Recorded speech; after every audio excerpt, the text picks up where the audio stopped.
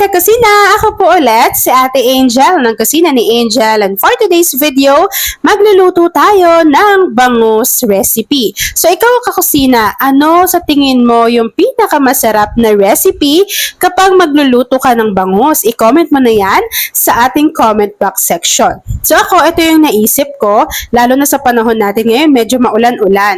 So naglagay tayo dyan ng konting mantika. Paiinitin lang natin yan bago maggisa na tayo dito ng isang piraso ng sibuyas. Lutuin lang natin yan hanggang sa mag-translucent. After nun, maglagay na rin tayo dito ng bawang.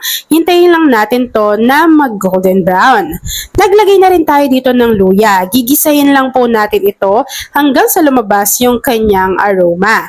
After nun, naglagay na rin tayo dito ng 2 piraso ng kamatis. Tapos, ginisa ko lang yan dyan. Tapos, ako lang ba yung mahilig sa kamatis sa sinigang? Tapos, gusto ko yung talagang parang nadudurog siya. Yan. So, kapag nailagay na yung kamatis, naglagay lang ako ng tubig. So, nung nailagay ko na yung tubig, naglagay lang tayo dyan ng paminta, asin, tsaka patis. Nung nailagay ko na yung mga pampalasa, isinabay ko na rin dito yung 3 piraso ng gabi. So, ito po ay maliliit lang.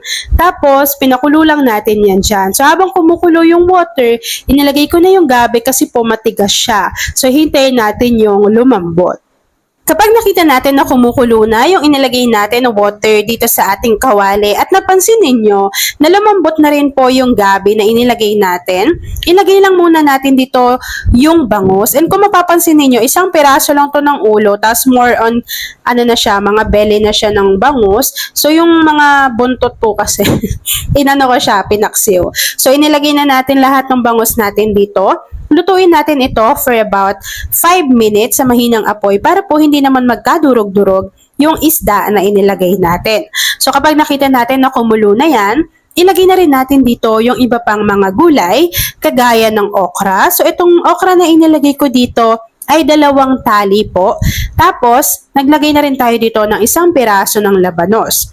Kapag nailagay na natin yung mga gulay, sinunod ko lang po dito yung 1 sachet nitong menu sinigang sa gabi mix. So, nilagay natin to lahat. Dapat, kanina ko pa siya nilagay doon pa lang sa water. Nakalimutan ko. So, dito pa lang ko siya nailagay. So, after adding ng ating menu sinigang sa gabi mix, maglalagay ulit ako dito ng water. And then, tatakpan ko lang to.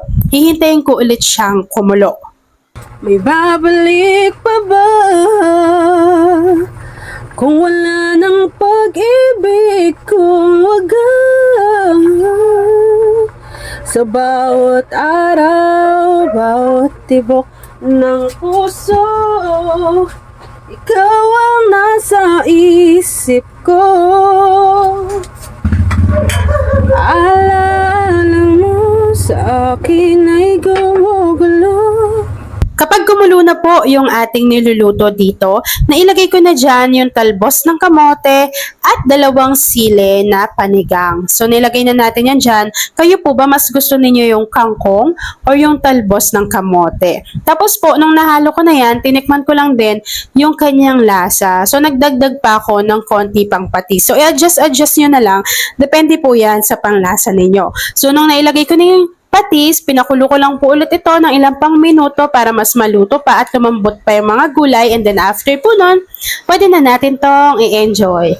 At ayun na nga mga kakusina, tapos na po ang ating sinigang na bangus sa gabi. Kung nagustuhan mo po yung ating video, please like and share this video. At kung hindi ka pa nakapag-subscribe sa aking YouTube channel na Kusina ni Angel, please click subscribe button, click mo na yung notification bell, click all para lagi kang updated sa bawat ina-upload kong mga videos. And mga kakusina, habang bino-voice over ko yung ating video, hindi ko alam kung naririnig yung ulan, pero napakalakas po nung ulan habang voice over ako dito. So, tamang-tama talaga yung ulam namin. So, yun lang mga kakusina. Thanks for watching and enjoy this video. Kung isa ka pala sa bangus lover, say hi Ate Angel sa ating comment box section. Yun lang mga kakusina. Thanks for watching! Sa bawat araw, bawat tibok ng puso, ikaw ang nasa isip ko. Alaala mo sa akin ay gumugulo. Bakit di na lang pawin ang hapdi sa aking puso? Pipilitin ko limutin ang pag-ibig mo. Kung panaginip lang ito, sana'y gisingin ang aking puso.